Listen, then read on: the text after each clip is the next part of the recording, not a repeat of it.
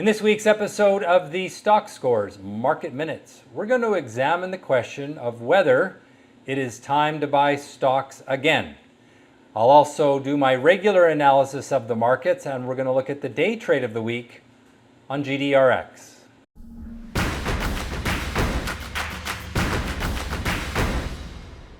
All right, well, stocks have been strong since the US Fed made their interest rate decision. Actually, the market started to move up in anticipation of that decision, and then we've had some pretty good follow-through to the upside since then. So does that mean it is time to be a buyer of stocks again?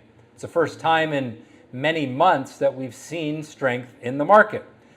Well, let's take a look at some charts, starting off with the chart of the Nasdaq 100. And there you can see that we have been moving up nicely for the last month. So that's good. But when we look at the 3-year chart, what you will see, and I'll elaborate on this again in a moment when we look at some of our other charts, is that the downward trend line has not been broken yet. So we have these tops, we draw a line across those tops, and that has not yet been broken. So the long-term trend is still intact. So we've got a little bit of a mixed message there from the chart. Now there's a couple of other things that I think are interesting. One is that you're starting to see some of these meme stocks come alive again. So there's AMC, there's Bed Bath & Beyond. They have started to move up. So that tells me that retail traders are starting to be buyers again. Another thing that's kind of interesting is the chart of Robinhood. Robinhood is a broker that is really one of the brokers for the retail trader, for the smaller trader, not the institutional investor. And if we look at Hood, H-O-O-D, you can see that it started to break up from a little rising bottom in the last week. So you have these signs that the retail trader is coming back to the market. What we don't have is that break of the long-term trend line. We have come up to it. We are starting to see speculators come back to the market, but there's still some work to be done. So that means it is best to be cautiously optimistic. All right, let's get into this week's normal market analysis. And starting off, we're going to jump into the chart of the S&P 500, SPY. We'll look at the 1-month chart on a 60-minute interval. And there you can see a nice upward trend. We've gone sideways for this week, but that's normal. We ran up quickly. We go sideways. We should continue to break higher. However, I say should because you have to remember what we just saw on the Nasdaq chart. This market also is coming up to its downward trend line. And given that that is a pretty strong weekly, 3-year weekly downward trend line, it is likely that stocks will stall here. Now you could argue that they've stalled this week. We went sideways this week. And if we can break out through that trend line, then things are looking good. And I would actually be more enthusiastic about being a buyer of stocks. However, it is quite likely that you will see the market pull back in the short term. And that's okay if it does pull back and builds a rising bottom and then makes another attempt at breaking the downward trend line. Then we'll have a stronger signal. The problem with the signal right now, if we were to break that downward trend line, is we're doing so from a new low. We're coming off of lows. And typically, bottoms are made when you break a trend line from a rising bottom. We don't have the rising bottom yet on that 3-year weekly chart.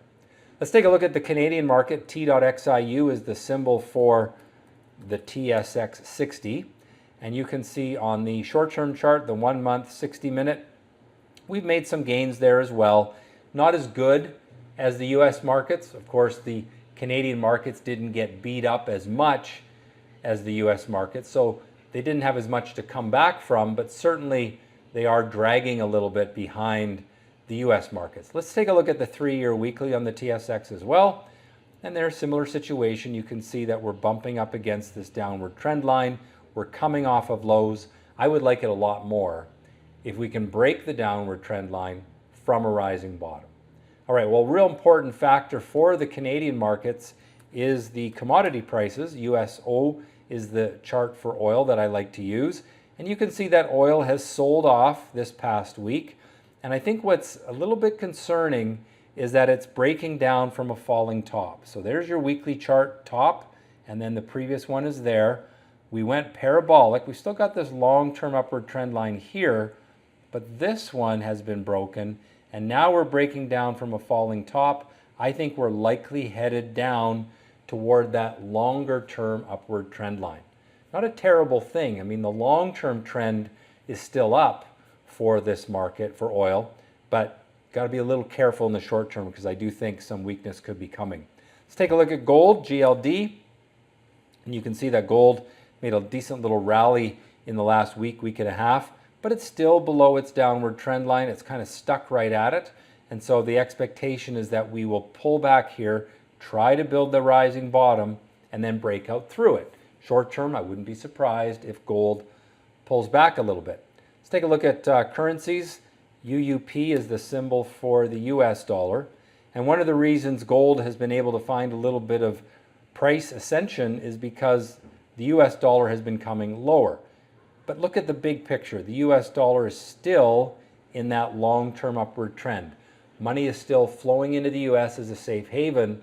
It may not have been in the last through 2 or 3 weeks, but the longer-term trend for the US dollar is still up.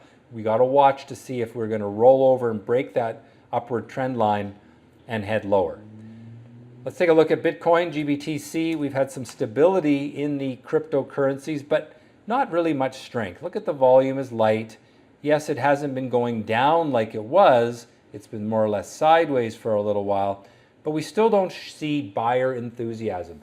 And I think that weighs a little bit on that investor psychology among the retail traders, because so much money was made in this area, and now a lot of people are kind of buried in this stuff.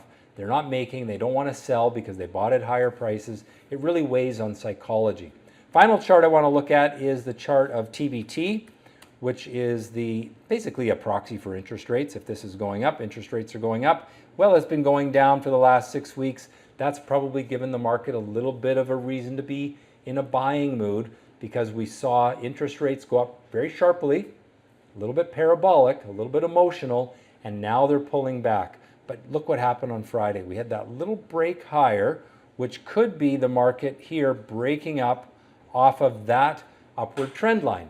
So it all kind of connects. You see that the market sold off for the last few months because interest rates were rising. Well, in the last, say, 6 weeks, interest rates have been falling and the market has recovered. Well, now they're both at trend lines. Interest rates are at their upward trend line, and the stock market is at its downward trend line. And look what is likely to happen from that. You're likely to see a reversal at the trend line. Doesn't mean it'll last, but in the short term, wouldn't surprise me at all if we see some weakness in stocks and a little bounce back in interest rates. It'll be really interesting to watch what the market does this week. And of course, next week we'll follow up as I always do.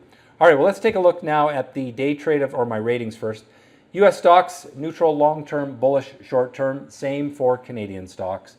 Gold still bearish long-term, but a little better this week, neutral short-term. Oil neutral long-term, bearish short-term. US dollar still bullish long-term, it's still in that upward trend, but in the short-term, neutral. Bitcoin, it's still in a long-term downward trend, but neutral short-term. And then interest rates, I've got neutral on both time frames, but that could reverse. We're right at that trend line where we could see a reversal. All right, let's take a look now at the day trade of the week. And this week, I just picked a trade from Friday, not a particularly exciting one. A lot of times the trades that I show each week are the real exciting movers, but there's also lots of stocks every day that do decent moves. Not huge, but this is one of them. It is a stock that met the requirements of my day trader strategy. We have an action candle breaking out from a pattern that's called an ascending triangle. So the action candle was the trigger. And then, of course, we had a nice move to the upside from that. Let's look at the economics of this. For every $100 of risk, you would buy 2,490 shares. A lot more capital for this trade than normal, 16,982. But of course, you can leverage it 3-to-1. So your actual capital exposure is 5,660. At the end of the day, it was up 6RR. That was a $600 profit, a 10.6% return. Not as exciting as some of the day trades of the week, but they're not all that exciting. And that's, I think, an important lesson. Well, I hope that you've enjoyed this week's analysis. What do you think? Are interest rates going to resume their upward trend? Are stocks going to go lower this week? Let me know in the comments. I hope you've enjoyed this week's Market Minutes. And if so, subscribe, like the video, and most importantly, trade well.